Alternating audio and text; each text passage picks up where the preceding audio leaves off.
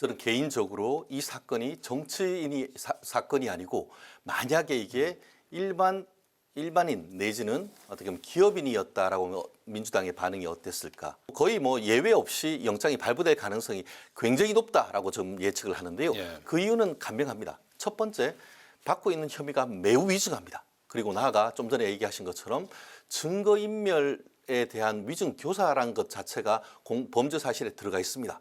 그렇기 때문에 뭐 본인이 이제 그 피의자 피의자인 것이죠. 의심을 받고 있는 이재명 대표가 경기도 지사에 있는 동안에 보면은 그 해당 그 관련되는 사람한테 예. 계속 위증을 교사했다라는 예. 녹취록이 지금 나왔고 그것이 법정에서 지금 재생될 가능성이 높지 않겠습니까?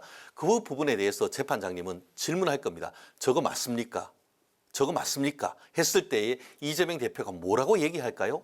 저는 그런 것을 생각을 하면은 지금까지는 이제 그 언론전에 통해서 어떻게 보면은 증거 하나 없이 이 바쁜 시간에 나를 불러가지고 뭘 했느냐라고 검찰을 힐난했지만 정말 이제는 법원의 시간이 되면서 검찰이 가지고 왔는 거의 뭐 만장이 넘는 그런 증거 자료 속에서 어떤 그 태도를 취할 것인지에 대해서 저는 상상이 가지 않는데요. 네.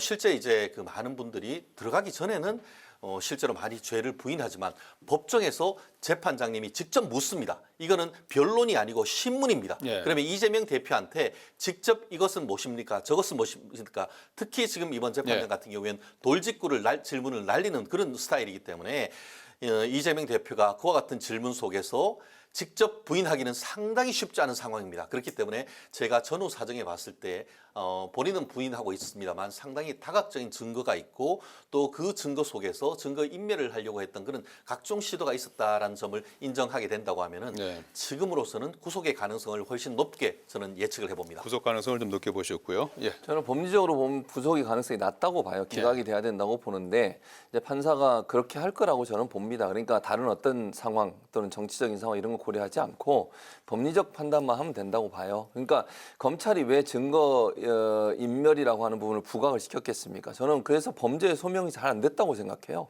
그러니까 물증이 없는 상태예요. 증언과 진술은 있죠. 예. 김인섭 씨 관련해서도 김인섭 씨는 지금은 인정하는 게 아니고요.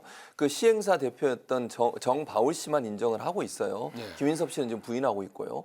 그다음에 이화영 대북 송금 사건도 그렇습니다. 이화영 전 부지사 지금 입장을 바꿔가지고 부인하는 입장이잖아요. 최종적으로는 거기에도 지금 김성태 씨 입장만 있어요. 예. 거기에 관련된 어떤 물증들이 없기 때문에 이거는 재판에 가서 다툼의 여지가 분명히 있는 겁니다. 명확하게 정말 부인할 수 없는 증거가 없는 상태에서 범죄의 소명되지 않은 상태라고 저는 보고 그렇다고 하면 앞으로 재판 가서 어떤 경우가 나올지 모르는 상태에서 굳이 구속을 해야 되는가.